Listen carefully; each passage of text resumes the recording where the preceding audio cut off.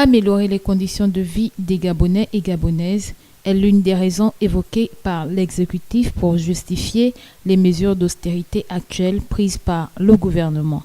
Mais certaines de leurs décisions laisseraient croire le contraire, notamment le projet d'augmentation des frais de transfert d'argent à l'étranger.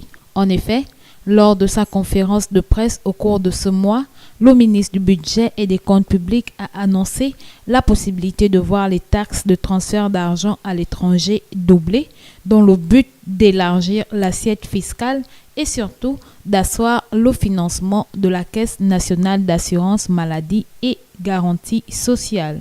Ce qui viendrait changer ce décret qui a été instauré en 2008 pour la même cause, dont le taux s'élevait à 1,5% appliqué aux transactions de transfert à l'international. Réforme qui viendrait une fois de plus ébranler le citoyen gabonais qui ne saurait plus à quel sens se vouer face à l'augmentation quotidienne des coûts dans tous les secteurs.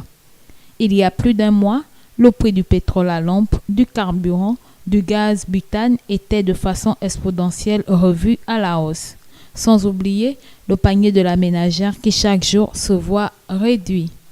Tour aujourd'hui à la taxe de transfert d'argent à l'étranger qui serait désormais à 3%.